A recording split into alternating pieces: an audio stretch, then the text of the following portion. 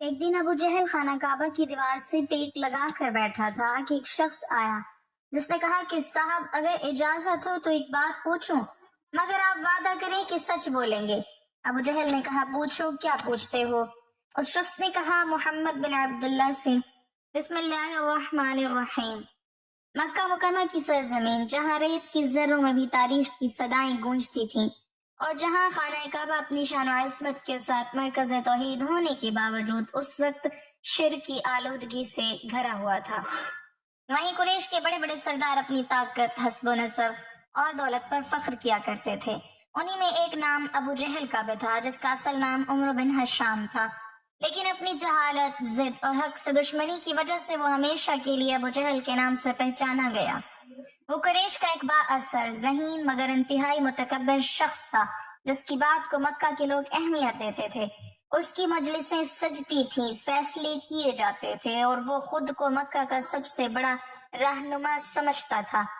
लेकिन इसी मक्का में एक ऐसी हस्ती भी मौजूद थी जिनकी सच्चाई, अमानत और इखलाक का चर्चा हर जबान पर था, और वो थे मोहम्मद बिन अब्दुल्ला, जिन्हें लोग सादिक और अमीन के लक़ब से जानते थे।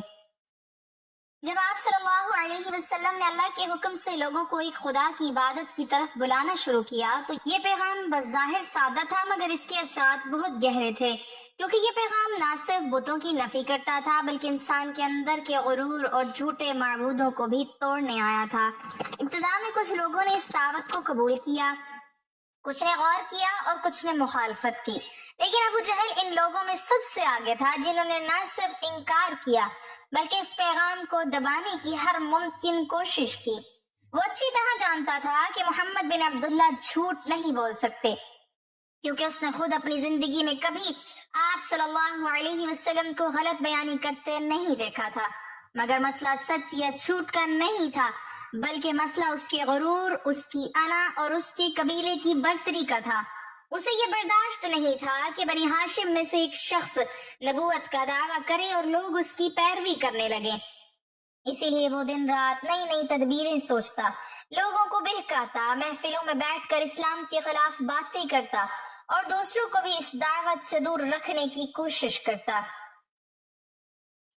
मक्का की गलियों में जब कोई कमजोर मुसलमान नजर आता तो उस पर जुल्म किया जाता, उसे डराया धमकाया जाता ताकि वो अपने ईमान से पीछे हट जाए, और इन सब में अबू जहल पेश होता।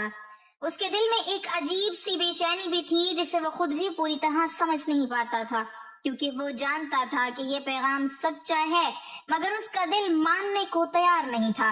वो अपने साथियों के साथ बैठकर बार बार यही कहता कि हमें इस पैगाम को फैलने से रोकना होगा, वरना हमारी सरदारी खत्म हो जाएगी। उसकी नजर में ताकत और इज्जत का मयार सिर्फ दुनियावी हैसियत थी,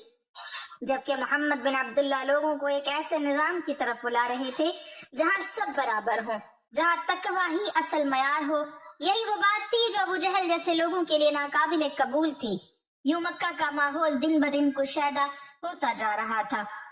एक तरफ सच्चाई की रोशनी फैल रही थी और दूसरी तरफ झूठ और तकब्बुर अपनी पूरी कुव्वत के साथ इस रोशनी को बुझाने की कोशिश कर रहे थे। और इस कश्मकश के बीच अबू जहल की शख्सियत एक ऐसी मिसाल बन रही थी जो ये दिखाती है कि इंसान अगर चाहे तो सच को पहचान कर भी उसे रद्द कर सकता है, और यही जिद और गुरूर आगे चलकर उसकी जिंदगी का सबसे बड़ा अलमिया बनने वाला था। मक्का की तपती हुई गलियों में जब मोहम्मद बिन अब्दुल्ला की दावत आहिस्ता आहिस्ता लोगों के दिलों तक पहुंचने लगी तो अबू जहल की बेचैनी और भी बढ़ गई। वो सिर्फ जबानी मुखालफत तक महदूद न रहा, बल्कि उसने अमली तौर पर इस पैगाम को रोकने के लिए हर मुमकिन जुल्म का रास्ता इख्तियार किया।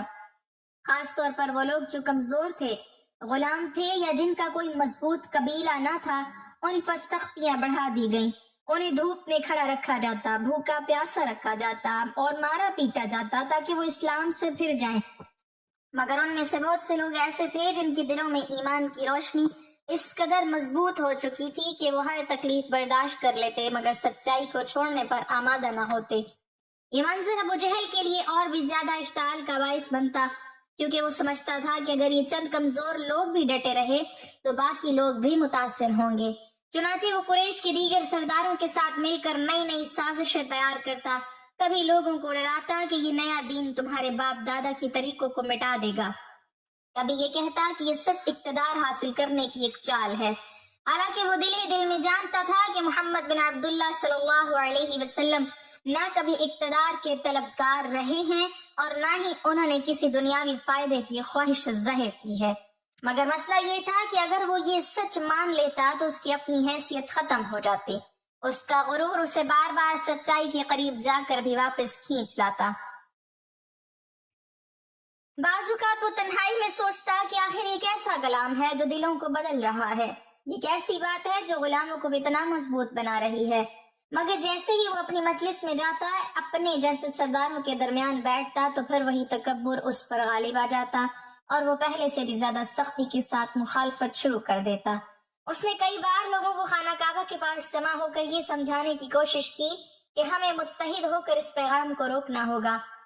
ورنہ ہماری روایات اور ہماری طاقت سب ختم ہو جائے گی۔ اس کے الفاظ میں خوف بھی تھا اور ضد بھی۔ وہ جانتا تھا کہ یہ صرف ایک مذہبی اختلاف نہیں بلکہ ایک ایسی تبدیلی ہے جو پورے معاشرے کو بدل سکتی ہے، اور یہی بات اس کے لیے ناقابل برداشت تھی۔ یوں وہ دن بدن اس راستے پر آگے بڑھتا گیا جہاں سے واپسی مشکل ہوتی جاتی ہے۔ اس کی سوچ محدود ہوتی گئی اور اس کا دل سخت ہوتا گیا، یہاں تک کہ وہ سچائی کو سن کر بھی نظر انداز کرنے لگا،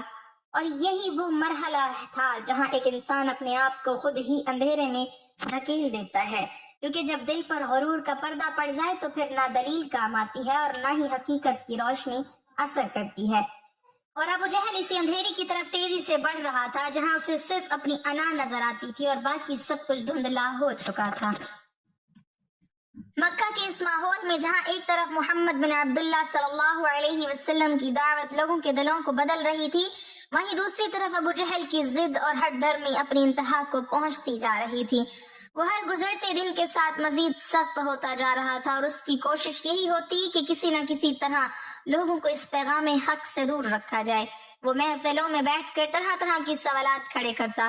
شکوک و شبہات پھیلاتا اور لوگوں کے دلوں میں وسوسے ڈالنے کی کوشش کرتا، حالانکہ وہ خود جانتا تھا کہ محمد بن عبداللہ صلی اللہ علیہ وسلم کی زندگی شفاف ہے، ان کی باتوں میں وزن ہے اور ان کے کردار میں کوئی کمی نہیں، لیکن اس کے باوجود وہ اپنے آپ کو اس سچائی کے سامنے جھکنے کے لیے تیار نہ کر سکا۔ اس کی ایک بڑی وجہ اس کا قبیلائی غرور تھا۔ اسے یہ احساس کھائے جا رہا تھا کہ اگر اس نے اسلام قبول کر لیا تو گویا اس نے اپنی سرداری اور اپنی برتری کو خود ختم کر دیا۔ یہی سوچ اسے بار بار حق کے قریب جا کر بھی دور لے جاتی۔ وہ اپنے ساتھیوں کو بھی یہی باور کراتا کہ اگر ہم نے آج اس پیغام کو قبول کر لیا تو کل ہم دوسروں کے تابع ہو جائیں گے۔ اس نے کئی مواقع پر لوگوں کو جمع کر کے یہ کوشش کی کہ وہ سب مل کر اس دعوت کو کمزور کریں، مگر وہ طنز و مذاق کا سہارا لیتا، کبھی دھمکیوں کا اور کبھی جھوٹے الزامات کا، مگر اس سب کے باوجود اسلام کا پیغام خاموشی سے پھیلتا جا رہا تھا اور یہی چیز اسے اندر ہی اندر جلا رہی تھی۔ بعض اوقات وہ اکیلا بیٹھ کر سوچ میں پڑ جاتا کہ آخر یہ کون سی طاقت ہے جو اس پیغام کے پیچھے ہے، کیوں لوگ اتنی سختیوں کے باوجود بھی اسے چھوڑنے کو تیار نہیں۔ لیکن جیسے ہی اس کے ذہن میں یہ خیال آتا کہ شاید یہ سچ ہے، فوراً اس کا غرور اس خیال کو دبا دیتا اور وہ خود کو سمجھانے لگتا کہ نہیں، یہ سب ایک فریب ہے۔ یوں وہ اپنے ہی بنائے ہوئے جال میں پھنستا چلا گیا۔ اس کی زبان کچھ اور کہتی تھی اور اس کا دل کچھ اور جانتا تھا، مگر اس نے اپنے دل کی آواز کو سننے کے بجائے اپنی انا کی آواز کو ترجیح دی، اور یہی وہ کشمکش تھی جو ایک طرف سچائی کو روشن کر رہی تھی اور دوسری طرف ایک انسان کو اندھیرے میں دھکیل رہی تھی، یہاں تک کہ حالات اس نہج پر پہنچ گئے کہ اب یہ مقابلہ صرف باتوں تک محدود نہیں رہا بلکہ حق اور باطل کی ایک کھلی کشمکش بن چکا تھا، اور ابو جہل پوری شدت کے ساتھ اس باطل کی نمائندگی کر رہا تھا، بغیر یہ سوچے کہ انجام کیا ہوگا، کیونکہ جب انسان اپنی ضد میں حد سے آگے نکل جائے تو وہ انجام کی پرواہ کرنا بھی چھوڑ دیتا ہے، اور یہی حال اس وقت اس کا ہو چکا تھا۔ وقت گزرتا گیا اور مکہ کی فضا میں حق اور باطل کی یہ کشمکش ایک فیصلہ کن مرحلے کی طرف بڑھنے لگی۔ ابو جہل کی ضد اب صرف مخالفت تک محدود نہ رہی بلکہ اس نے اپنی پوری توانائی اسی بات پر لگا دی کہ کسی بھی طرح محمد بن عبداللہ صلی اللہ علیہ وسلم کے پیغام کو روکا جائے۔ وہ ہر مجلس میں ہر موقع اور یہی کوشش کرتا کہ لوگوں کے دلوں میں نفرت اور بدگمانی پیدا کرے،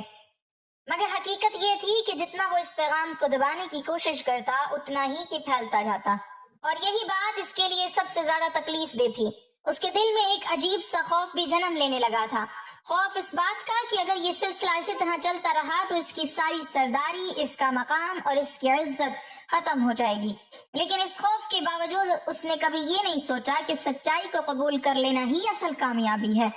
بلکہ اس نے اپنی انا کو بچانے کے لیے ہر حد پار کرنے کا فیصلہ کر لیا۔ وہ اکثر خانہ کعبہ کے قریب بیٹھ کر لوگوں کو اکساتا،